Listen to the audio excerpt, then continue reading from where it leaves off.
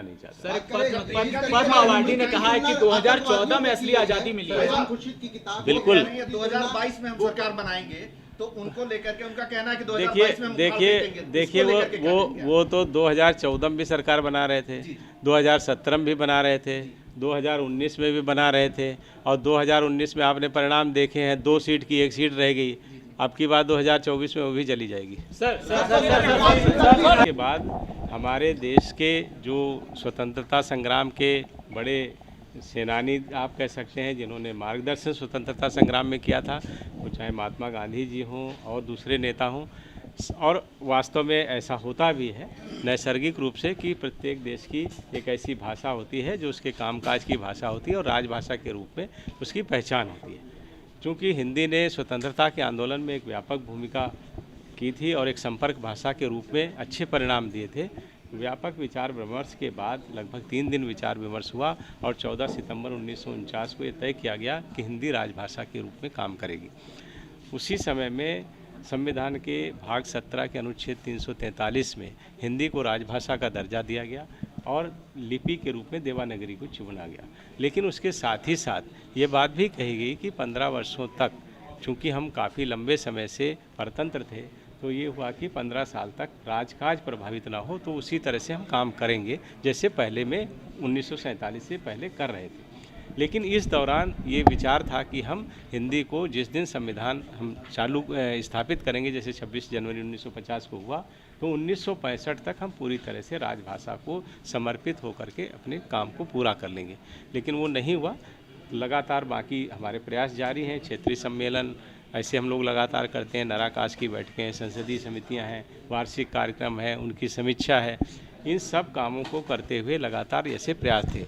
लेकिन 2014 के बाद आदरणीय नरेंद्र मोदी जी ने, चाहे वो मन की बात हो, चाहे देश के अंदर महत्वपूर्ण अवसर हों या अंतर्राष्ट्रीय स्तर पर महत्वपूर्ण अवसर हों, हर जगह हिंदी का प्रयोग करके हमारे माननीय गृह मंत्री जी ने गृह मंत्रालय सहित कई मंत्रालयों में हिंदी का 100% प्रयोग करके जिस तरह की प्रेरणा दी, उससे लोगों में हिंदी को लेकर के जो कुछ हिचकिचाहट थी वो सारी दूर हो गई और हमने इस दौरान बहुत बड़े परिणाम पाए। हमारे देश के 70% से ज़्यादा लोग हिंदी का प्रयोग कर रहे हैं। विदेशों में भी 30 करोड़ से ज़्यादा लोग हिंदी का प्रयोग कर रहे हैं। यूएनओ ने भी अपने कई कार्यक्रमों में हिंदी को अपनाया है। उसी सब क्रम को लेकर के अखिल भारतीय सम्मेलन पहली बार हमारे देश में आयोजित होने जा रहा है। ये प्रधानमंत्री जी की प्रेरणा थी और गृह मंत्री जी का चुनाव था कि इसके रूप में वाराणसी से उत्तम कोई दूसरा शहर नहीं हो सकता, इसलिए वाराणसी को चुना गया।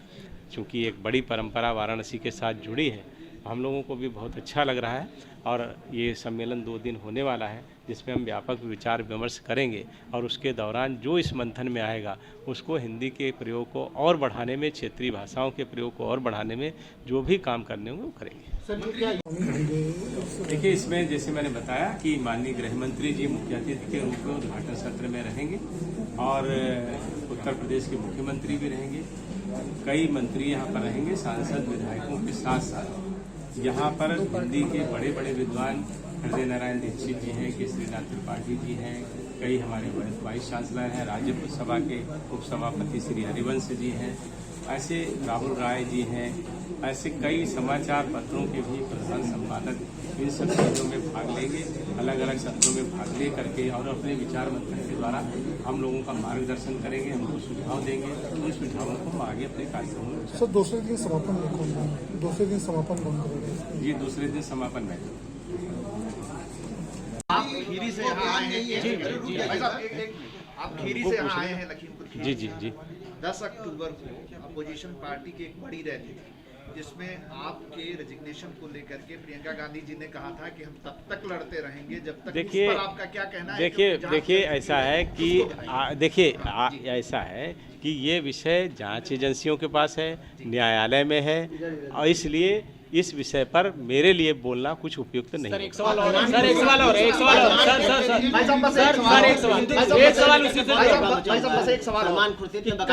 अब इससे संबंधित बात, कल डीएम और एसएसपी दोनों हटा दिए गए लखीमपुर खीरी के, उसके बारे में आपका सर उसी से जुड़ा हुआ सवाल ये है कि बैलिस्टिक रिपोर्ट जो आई है उसमें ये खुलासा हुआ है कि 3 गोलियां चली हैं, वो भी आशीष। भाई देखिए, ऐसा आप देखिए, जो भी बैलिस्टिक रिपोर्ट हो, जांच हो, ये सरकार ऐसी सरकार है जो किसी चीज़ में हस्तक्षेप नहीं करती है।